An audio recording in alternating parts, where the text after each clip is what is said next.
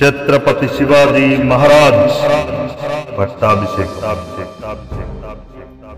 1674 June 6వ తేదీ శివాజీ రాయగఢ్ దుర్గంలో కాశీ బ్రాహ్మణ పండితుడైన గంగా భట్టు అనే బ్రాహ్మణుడి సహాయంతో పట్టాభిషేకం చేసుకుంటాడు. ఆ సందర్భంలో శివాజీ ధరించిన బిరుదు ఛత్రపతి. శివాజీ కేవలం 6 సంవత్సరాలు మాత్రమే పరిపాలన చేశారు. శివాజీ పరిపాలనలో 8 మంది ప్రధానులు ఉండేవారు.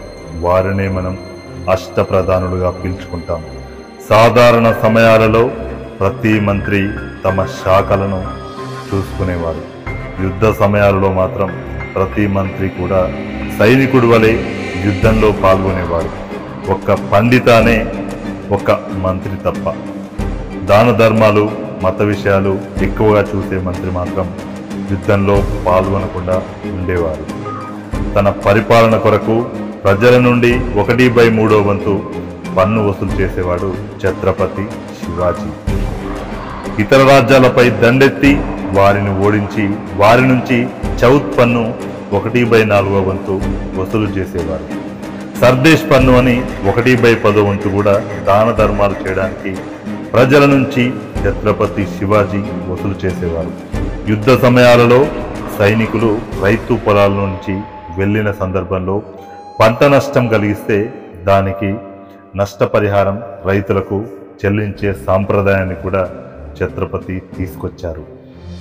శత్రువుల చేత కూడా పొగిడించుకున్న ఒక గొప్ప చక్రవర్తి శివాజీ మహారాజ్.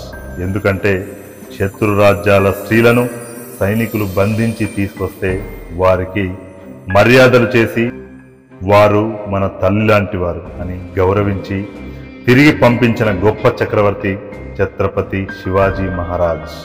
శివాజీకి 2 భార్యలు. మొదటి భార్యకు శంభాజీ, రెండవ భార్యకు రాజారాం అనే 2 కొడుకులు కూడా ఉంటారు. శంభాజీ గురించి ఛత్రపతి శివాజీ మహారాజ్ ఎక్కువగా బాధపడుతూ కుంగిపోతుండేవాడు.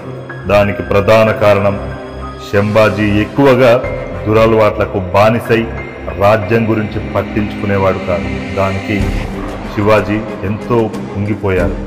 శివాజీ రాజ్యంతో పాటు దక్షిణ భారతదేశ రాజ్యాలను ఆక్రమించడానికి ఔరంగజేబ్ 22 సంవత్సరాలు ఔరంగాబాద్లోనే ఉంటాడు.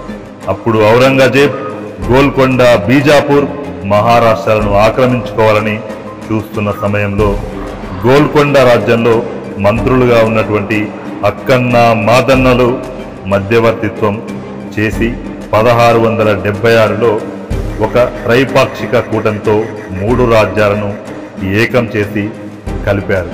దాని ప్రకారం ఎవరికి ఏ కష్టం వచ్చినా మిగతా 2 రాజ్యాలు సహాయం చేయాలనేదే ఈ త్రైపాక్షిక ఒప్పందం. 1680లో శంభాజీపై బెంగతో శివాజీ కుంగిపోయి మరణించారు.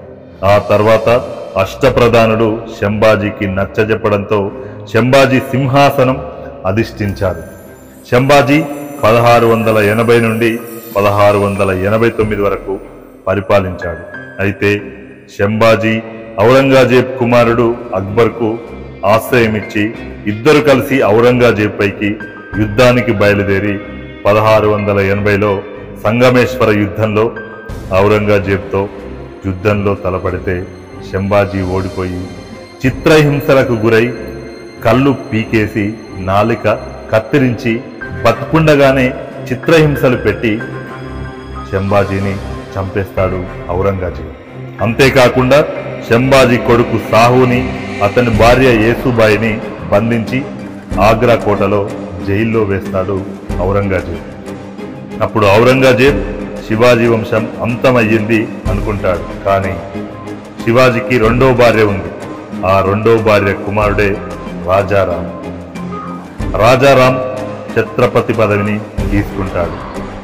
1689 నుండి 1707 వరకు పాలించిన చివరకు ఔరంగజేబ్ చేతిలోనే రాజారాం కూడా మరణిస్తాడు. తరువాత అతని భార్య తారాబాయి తన కొడుకు 2వ శివాజీ పేరుతో పరిపాలన కొనసాగిస్తుంది. 1713లో సాహు ఆగ్రా జైలు నుంచి విడుదలై మళ్ళీ మహారాష్ట్రకు వచ్చి తన చిన్నమ్మ పైన యుద్ధం చేసి వారసత్వ యుద్ధంలో ఓడించి అష్టప్రధానుల సహాయంతో మళ్ళీ మహారాష్ట్ర సింహాసనాన్ని చేజిక్కించుకుంటాడు. దాంతో తన సింహాసనం చేజిక్కించుకోవడంలో సహాయం చేసిన పీష్వాలకు తదనంతర కాలంలో వంశపారంపర్యంగా ప్రధానమంత్రి పదవి ఇవ్వాలని ఒక చట్టం తీసుకొస్తాడు సాహు.